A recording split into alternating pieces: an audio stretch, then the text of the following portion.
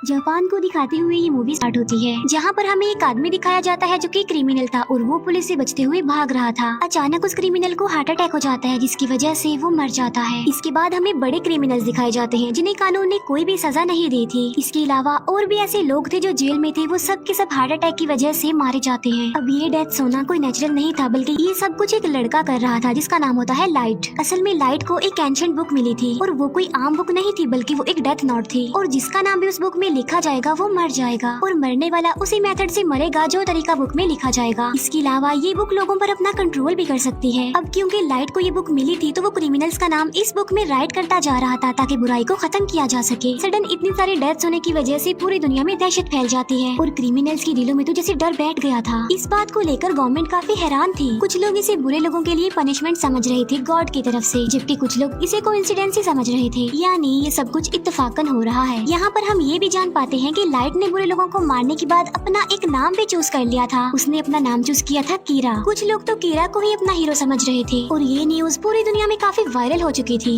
इसके बाद हमें लाइव न्यूज पर एक क्रिमिनल दिखाया जाता है जिसने एक फैमिली को प्रिजनर बना लिया था। लाइट समेत सभी लोग इस न्यूज को देख रहे थे। लाइट के हाथ में उस वक्त वो डेथ नोट भी थी। थोड़ी देर के बाद ये न्यूज दिखाई जाती है कि अचानक से उस क्रिमिनल की डेथ हो गई है। कीरा यानी लाइट इस पार्ट में भी एक स्टूडेंट ही दिखाया गया है जो कि लॉ का स्टूडेंट है। कीरा की एक बेस्ट फ्रेंड होती है जिसका नाम होता है मीसा और उन दोनों का रिलेशनशिप काफी अच्छा था। कॉलेज में लाइट मीसा को अपने बारे में बताता है कि एक रात में एक बार में गया और उस बार में क्रिमिनल्स भी थे, यानी किलर, चोरी करने वाले एक्सेट्रा। लाइट वहाँ पर कुछ क्रिमिनल्स की बातें सुनता है जो क्राइम करने के बावजूद भी खुश थे क्योंकि उन्हें सजा नहीं हुई थी और वो क्रिमिनल्स लाइट के साथ भी मिसबिहेव करते हैं, लेकिन लाइट चाहते हुए भी उनका कुछ नहीं कर सकता था और फिर बेबस लाइट बार से बाहर आ जाता है और वो अपनी लॉ की बुक को फेंक देता है, ये सोचते हुए कि ये बुक बेकार है, उसके किसी काम की नहीं, क्योंकि इस बुक के होने के बावजूद भी वो किसी को इंसाफ नहीं दिला सकता था। लेकिन उसकी लाइफ उस वक्त पलट जाती है जब उसे ये डेथ नोट मिलती है और ये बुक लाइट को एक जमीन पर पड़ी हुई मिलती है। और हैरत की बात तो ये है कि बुक के अलावा हर तरफ बारिश पड़ रही थी। इसके बाद लाइट उस बुक को लेकर घर आ जाता है। लाइट अपनी फ्रेंड मीसा से ये सारी बातें शेयर कर रहा था, लेकिन मीसा को वो बुक के बारे में नहीं बताता क्योंकि लाइट किसी से भी अपना ये सीक्रेट शेयर नहीं करता था। लाइट को जब ये बुक मिली थी तब वो इसकी रियलिटी के बारे में कुछ नहीं जानता था कि ये बुक, ये डेथ नोट आखिर है क्या। लेकिन लाइट इस बुक के रूल्स पढ़ लेता है, यानी रूल्स के अकॉर्डिंग जिसका नाम इस बुक पर लिखा जाएगा वो मर जाएगा। इसके अलावा नाम लिखने का मेथड, मौत आने का मेथड सब मेंशन होते हैं उस पर। फिर लाइट टीवी पर एक क्रिमिनल के बारे में न्यूज देखता है, तब वो इस बुक को चेक करने के लिए उस क्रिमिनल का नाम इस बुक में लिख देता है। इसके बाद रात गुजर जाती है और सुबह को हम लाइट को देखते हैं जो कि न्यूज़पेपर पढ़ रहा होता है। वो देखता है कि जिस क्रिमिनल का नाम कल रात उसने डेथ नोट में लिखा था वो मर चुका है। ये देखकर लाइट काफी शॉक्ड रह जाता है। इसके बाद भी लाइट को इस बुक पर बिलीफ नहीं आ रहा था, इसीलिए वो इस बुक को दोबारा चेक करना चाहता था और बुक को चेक करने के लिए लाइट उसी क्रिमिनल के पास जाता है जिसने बार में लाइट के साथ मिसबिहेव किया था और अब लाइट डेथ नोट में उसका भी नाम लिख देता है और साथ साथ वो उसकी मौत का तरीका भी लिख देता है। लाइट ने उसके लिए मौत का तरीका लिखा था हार्ट अटैक और देखते ही देखते थोड़ी देर में हार्ट अटैक की वजह से उसकी मौत हो जाती है और लाइट की आंखों के सामने ही वो क्रिमिनल अपना दम तोड़ देता है। ये देखकर लाइट और ज्यादा हैरान हो जाता है। अब क्योंकि लाइट ने सब कुछ अपनी आंखों से देख लिया था, इसीलिए उसे इस बुक पर यकीन आ गया था कि ये बुक और इसके रूल्स बिल्कुल सही काम करते हैं। लाइट जब वापस आ रहा होता है तब वो फर्स्ट टाइम इस बुक के गार्डियन से मिलता है और इस बुक का गार्डियन था एंजल ऑफ डेथ, यानी मौत का फरिश्ता। अब क्योंकि एंजल ऑफ डेथ देखने में काफी डरावना था, इसी वजह से लाइट उससे डर जाता है। लेकिन लाइट को बाद में ये बात पता चल जाती है कि जिसके पास ये बुक होगी एंजल ऑफ डेथ सिर्फ उसी को ही नजर आएगा। एंजल ऑफ डेथ लाइट को सारी बात डिटेल में समझाता है। फिर हम जापान के कुछ पुलिस ऑफिसर्स को देखते हैं जो इन अचानक हुई डेथ्स पर बात कर रहे थे। पुलिस भी ये बात नोटिस करती है कि मरने वाले सिर्फ क्रिमिनल्स हैं। इसके अलावा पुलिस के जहन में और बहुत सारी बातें आ रही थी कि आखिर ये कीरा चाहता क्या है, क्या सच में एग्जिस्ट करता भी है या नहीं। और कीरा कोई हीरो नहीं है बल्कि वो एक क्रिमिनल है, क्योंकि जो कुछ भी हो रहा था वो भी तो एक क्राइम ही था ना। इसके बाद हमें लाइट के फादर दिखाए जाते हैं जो कि एक डिटेक्टिव थे और वो ही इस केस को हैंडल कर रहे थे और उनका मिशन था कीरा तक पहुँचना, क्योंकि कीरा किसी के भी कंट्रोल में नहीं था और सबको बेमौत ही मारता जा रहा था और ऐसा करते करते तो वो सबको ही मार डालेगा। लाइट के फादर अपने सीनियर्स को कहते हैं कि ये केस काफी कॉम्प्लिकेटेड है, इसीलिए इस केस को स्टडी करने के लिए एक इंटेलिजेंट डिटेक्टिव हमारी हेल्प करेगा और इस डिटेक्टिव का नाम है एल जो कि लाइव इस केस को हैंडल नहीं करेगा बल्कि सिर्फ इंटरनेट के थ्रू ही उन लोगों की आपस में बात होगी। एल का असली नाम ना तो कोई जानता था और ना ही किसी ने उसकी शक्ल देखी हुई थी। यहाँ पहले ही एल ने कीरा के बारे में काफी इन्वेस्टिगेशन की हुई थी जिसमें एल को काफी सक्सेस भी हुई। पहले तो कीरा पर कोई भी बिलीव नहीं करता था, लेकिन फिर एल ने सबको दिखाया कि जितनी भी डेथ्स हो रही हैं वो नेचुरल नहीं है, क्योंकि हर साल की निस्बत इस साल काफी ज्यादा लोगों की डेथ्स हुई थी और मोस्टली लोग हार्ट अटैक की वजह से ही मारे गए। और हैरत की बात तो ये है कि जो लोग हार्ट अटैक की वजह से मारे गए वो मेडिकली बिल्कुल नॉर्मल थे। लाइट को अपने पास इस बुक को रखे काफी टाइम हो गया था और लाइट इस बुक की वजह से काफी इंटेलिजेंट भी हो गया था। फिर हम देखते हैं एंजल ऑफ डेथ और लाइट को, जो कि एक दूसरे के काफी क्लोज थे, हर वक्त साथ रहते थे। क्रिमिनल्स को मारकर लाइट का कहना था कि वो फ्यूचर बदल देगा, यानी फिर दुनिया में कोई क्राइम नहीं होगा अगर क्रिमिनल्स मर जाएंगे तो। फिर तभी हम न्यूज पर देखते हैं कि एल सबके सामने आ जाता है, जहाँ पर वो कीरा को डिस्कस कर रहा होता है कि कीरा कोई हीरो नहीं है बल्कि वो एक किलर है और हम जल्द से जल्द कीरा को पकड़ लेंगे। ये बातें सुनकर लाइट को काफी बुरा फील होता है और इसीलिए वो एल को अपने रास्ते से हटाने के लिए और सबको ये बताने के लिए कि कीरा से टक्कर कोई अच्छी बात नहीं है, तो वो उस डेथ नोट में एल का नाम लिख देता है। और ऐसा होते ही टीवी वाले एल को अटैक हो जाता है और वो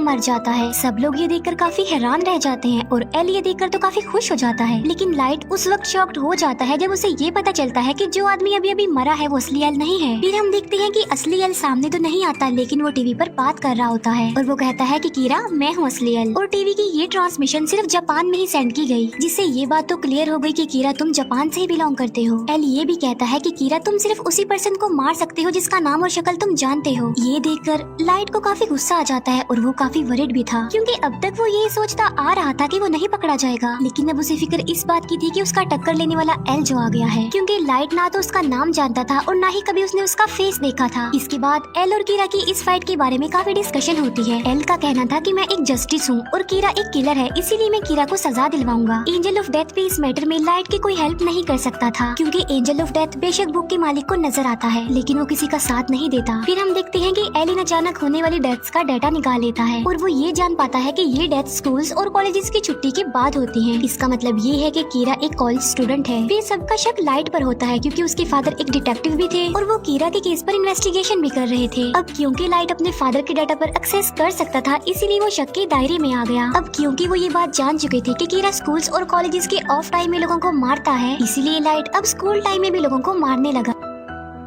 अब यहाँ पर एल का डाउट और ज्यादा बढ़ जाता है कि वो एक स्टूडेंट ही है, इसीलिए कीरा ने हमारा ध्यान बटाने के लिए अब स्कूल टाइम में भी किलिंग्स करना शुरू कर दी है। एल को ये बात भी पता चल जाती है कि कीरा की एक्सेस डेटाबेस तक भी है, इसीलिए एल लाइट के फादर को बताता है कि कीरा डेटाबेस पर भी एक्सेस कर सकता है। तो या तो कीरा कोई पुलिस ऑफिसर है या फिर कोई अपना ही है। कुछ दिन बाद लाइट को रियलाइज होता है कि पुलिस उस पर नजर रख रही है। एल ने उसके पीछे कुछ डिटेक्टिव्स को लगाया हुआ है। लाइट एल को अपने रास्ते से हटाना चाहता था। एंजल ऑफ डेथ लाइट को बताता है कि मुझे सब पता होता है कि इंसान का नाम क्या है और इंसान की जिंदगी के कितने साल बाकी रह गए हैं। तब लाइट एंजल ऑफ डेथ को कहता है कि तुम मुझे एल का असली नाम बता दो, जिसके बदले में एंजल ऑफ डेथ लाइट की आधी जिंदगी ही मांग लेता है और इसके लिए लाइट साफ इनकार कर देता है। जो एजेंट लाइट के पीछे लगा हुआ था उससे जान छुड़ाने के लिए लाइट को एक आइडिया आता है। लाइट और मिसा एक बस में जाते हैं, जहाँ पर वो एजेंट भी लाइट के पीछे उस बस में चला जाता है। फिर लाइट उस एजेंट से पूछता है कि आखिर तुम मेरा पीछा क्यों कर रहे हो, जिस पर वो एजेंट कोई जवाब नहीं देता। तभी उस बस में एक क्रिमिनल आ जाता है जो बस के ड्राइवर पर गन पॉइंट कर देता है। लाइट ने वहाँ पर एक पेपर पर एक नोट लिखा था कि वो तुम्हें पकड़ लेगा तो तुम उसे गन छीन लेना, लेकिन सडन वो पेपर लाइट के हाथ से नीचे गिर जाता है और क्रिमिनल ये देखकर उस पेपर को अपने हाथ में ले लेता है और फिर उस क्रिमिनल की नजर एंजल ऑफ डेथ पर पड़ती है। क्रिमिनल एंजल ऑफ डेथ को काफी शूट करता है, लेकिन वो तो खुद मौत का फरिश्ता था,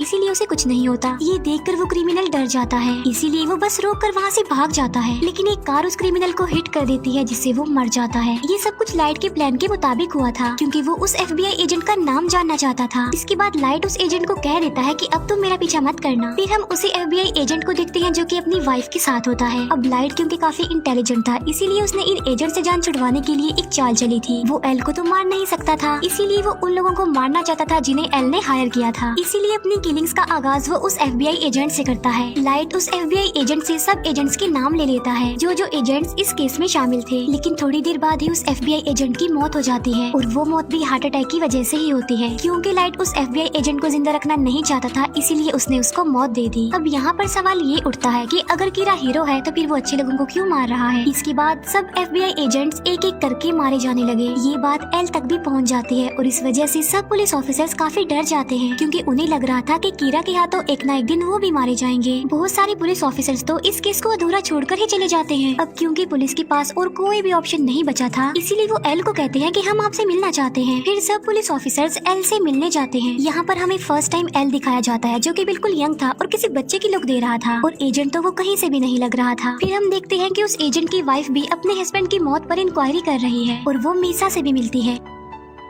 मीसा उस एजेंट की वाइफ को लाइट से मिलवाती है और उस एजेंट की वाइफ लाइट को पहली बार देखते ही जान लेती है और वो लाइट को कहती है कि तुम मेरा कुछ नहीं बिगाड़ सकते क्योंकि तुम मेरा असली नाम जो नहीं जानते। ये कहकर उस एजेंट की वाइफ वहाँ से चली जाती है। इस बात की वजह से मीसा काफी हैरान रह जाती है और लाइट भी काफी डर जाता है क्योंकि आहिस्ता आहिस्ता उसका ये राज खुलता जा रहा था। फिर हम देखते हैं एल को जो कि लाइट के रूम में कैमरास फिट करवा देता है। जब लाइट को ये बात पता चलती है कि उस पर नजर रखी जा रही है तो वो कोई भी ऐसी हरकत नहीं करता जिससे उस पर शक आए और वो बिल्कुल ऐसे ही रिएक्ट करता है जैसे वो कुछ भी नहीं जानता और सब कुछ नॉर्मल है। फिर एक दिन न्यूज पर एक क्रिमिनल के बारे में बताया जा रहा था। दूसरी तरफ सब लोग लाइट पर नजर रखे हुए थे कि अब वो कुछ करेगा, लेकिन वो क्रिमिनल मारा जाता है और लाइट ने तो टीवी पर भी नहीं देखा था। इस बात की वजह से एल के अलावा बाकी सारे लोगों का शक लाइट पर से हट जाता है। लेकिन हम देखते हैं कि लाइट सबकी नजर से छुप कर ये काम करता जा रहा था। इसका मतलब ये है कि वो लोगों को मारने से अभी भी बाज नहीं आया। इसके बाद लाइट के रूम से सारे कैमरास हटा दिए जाते हैं। यहाँ पर तो एकदम ऐसा लग रहा था कि जैसे सब कुछ नॉर्मल हो गया है। लेकिन जो एजेंट होती है वो अभी तक अपने हस्बैंड की डेथ की इंक्वायरी कर रही थी। वो एल को कॉल करके कहती है कि मैं अपनी जान को खतरे में डाल रही हूँ, लेकिन मैं ये साबित कर दूंगी कि लाइट ही कीरा है। इसीलिए वो एक जगह पर लाइट को बुलाती है जहाँ उसने मीसा को गन पॉइंट पर किया हुआ था और वो लाइट से ये बात मनवाना चाह रही थी कि वो ही कीरा है। लेकिन लाइट इस बात को मानने से इनकार कर देता है और मौके का फायदा उठाकर मीसा वहाँ से भाग जाती है। फिर उस एजेंट की वाइफ लाइट को शूट करने लगती है, लेकिन गलती से वो गोली मीसा को लग जाती है और मीसा वहीं पर ही मर जाती है। बाद में उस एजेंट की वाइफ खुद को भी मार लेती है। जो कुछ भी वहाँ पर हो रहा था वो सब कुछ रिकॉर्ड हो रहा था। इसके बाद पुलिस भी वहाँ पर आ जाती है। फिर हम देखते हैं लाइट और एंजल ऑफ डेथ आपस में बातें कर रहे हैं, जहाँ पर लाइट एंजल ऑफ डेथ को बता रहा होता है कि अभी अभी यहाँ पर जो कुछ भी हुआ वो मेरे प्लान में शामिल था। वो कहता है कि अब क्योंकि बुक का मालिक किसी भी चीज को अपने कंट्रोल में कर सकता है, इसीलिए जो कुछ भी वहाँ पर हुआ वो सब कुछ पहले ही लाइट ने उस बुक में लिख दिया था। इवन लाइट ने अपनी बेस्ट फ्रेंड को भी मरवा दिया। इसका मतलब ये है कि लाइट सच में एक शैतान ही है जिसने शैतान जैसा काम किया। फिर लाइट अपने फादर को कहता है कि मैं कीरा को पकड़ने के लिए आपका और आपके बाकी ऑफिसर्स का साथ दूंगा। लाइट ऐसा इसलिए करना चाह रहा था ताकि किसी का शक उस पर ना आ जाए और उसका राज हमेशा के लिए राज ही रहेगा और वो अपना काम भी करता जाएगा। लास्ट में वो एल से फेस टू फेस मिलता है और ये मूवी यहीं पर एंड हो जाती है। Thank you for watching.